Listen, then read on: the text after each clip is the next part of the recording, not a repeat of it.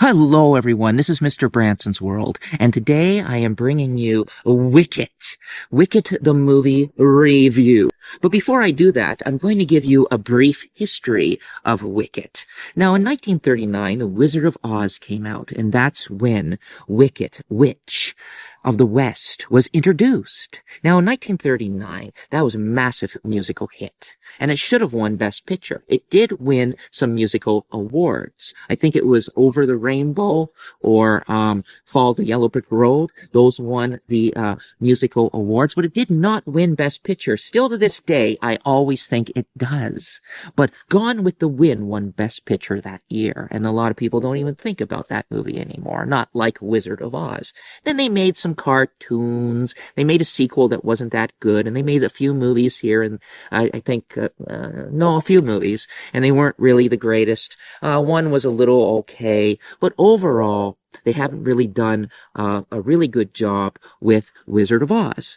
And then a book came out in 1995. And when that book came out in 1995, it became a massive hit. A person named Gregory wrote it, if I'm pronouncing his name right. I can't pronounce his last name. I have a little bit of a pronunciation problem. Then in 2003, because the book won awards and it did really well, and it was just a national hit, sold millions of copies, or probably even more than that, and boom, they made a musical called Wicket. Now, the musical was a Broadway sensation. So 2003, 2004, and it's still a Broadway. I am shocked. I've never read the book. I am shocked. I have never went to the Broadway play. I like musicals. I really, really like musicals. Like Christian Bale was in a musical a long time ago that Disney put together. Disney put together quite a few musicals over the years, and this one came out in 1992 with Christian Bale. I think it might have been his fourth movie, and it was supposed to be a big hit called Newsies. Didn't do well at all at the box office. Bombed. Now, Universal Studios is the one that brought out Wicket. And then they asked this director to do it. Now, this director, I've never seen him direct before. He has done some musicals before, but nothing to this scale. Now, I think he did direct a G.I. Joe movie that I did watch, and I actually did like it. And Now You See Me Too, I don't think I've ever seen the sequel. So he directed those two movies that I'm going to check into again or rewatch, because I may or may not have seen that particular G.I. Joe movie that he did. But he did an incredible job, and he was so excited when he got to direct this movie from Universal Studios. He was excited, ecstatic. He was like, oh wow, I love the Broadway play, I love the book, and this is about the Wicked Witch from the West and how she became wicked, and how the story begins of what happened in her life to make her the way she was. So this movie, now when I read an article, like right now it's getting like 92% Rotten Tomatoes and an 8.5 out of 10 on IMDb. Rightly so. It's a great, great movie. Now, those numbers could go up and down, but it made a massive, massive splash at the box office this weekend, bigger than they ever expect to happen. Now, not only that, when the movie had an earlier release, the people of the play, not the people of the play, but the audience that's seen the movies in the play or Broadway play, saw the musical in the play, they started singing in the theater. Some people liked it. Some people did not. I would be honest with you. I would not like to see that. Not the first time seeing the movie. Now, I would. I wouldn't mind hearing people sing. So I tried to go at the most earliest show possible to not see anyone actually sing. And someone did. But it didn't bother me. Didn't bother me at all, because it was just one person, and afterwards I found out it was a little girl that was singing, and she was having a blast, and that just put a smile on my face. But let's start out with the movie here. Now, this is how it starts. So I'm going to leave a lot of gaps of what I'm saying in this review, a lot of gaps, so you're going to have to fill in the gaps. But it starts out of the song of The Wicked Witch is Dead. Then Glenda, if I'm saying her name wrong, she's the good witch, she comes in the picture. And she gets involved, but you can tell she's a little sad, too. She announces the news that the witch is dead, and then a little girl comes up to her and says, "You were friends with her." And then she goes, yes. And then she goes, it was a different time. Then it takes you back of how they became and built that friendship and how she became Wicket. But this is part 1. And part 2, I can't wait to see.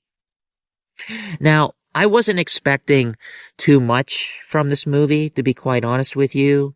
Maybe that's why I never went to the Broadway play, but I heard it was incredible. I had friends that went to the Broadway play, and they think it's absolutely amazing. They did change a few songs, I think. That's what I read.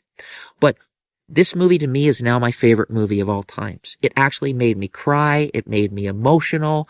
I loved it. I thought it was an amazing piece of work. Now, as the story goes backwards, and normally I don't like that sort of thing, where stories go back because you already know what's going to happen. But in this way, you don't. You truly don't know.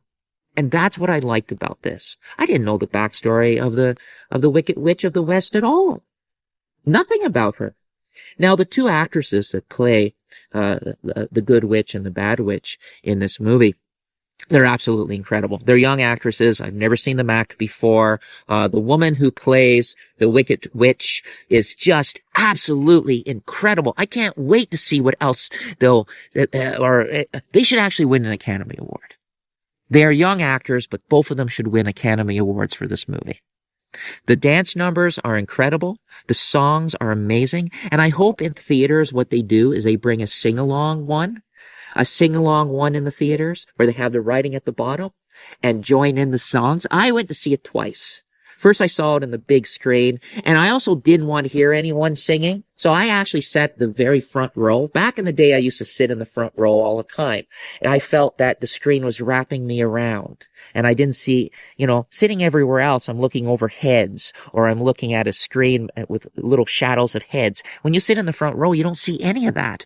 So I had to do that for this, and I haven't done that in years, and the seat kind of went like this, woo! So I was actually, wow! And I did cry. The dialogue in this picture was absolutely incredible. The person who did the screenwriting in this, I'm not sure if the director helped or not. I actually should have looked that up, but it was absolutely incredible.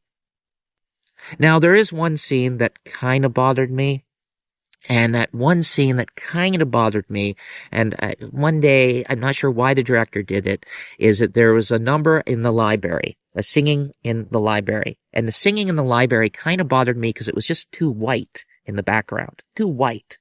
And I was like, it shouldn't have been that white, but when I saw it in 3D, it wasn't. So I'm thinking, okay, so maybe it depends where you're sitting.